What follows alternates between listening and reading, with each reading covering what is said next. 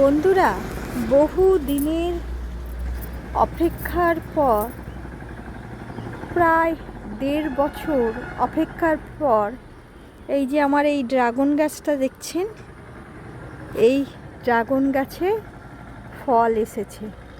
এই যে একটা, আরেকটা হচ্ছে এইটা। মনে হয় এই ফলটা নষ্ট হয়ে যাবে, হলুদ হলুদ হয়েছে, কিন্তু এইটা দেখুন কি সুন্দর হয়েছে, খুব সুন্দরভাবে হয়েছে। ফুলটা যখন ফুটবে তখন অবশ্যই আপনাদের দেখাবো। তা বহু দিনের প্রতীক্ষার আজ অবসান ঘটল শেষ পর্যন্ত।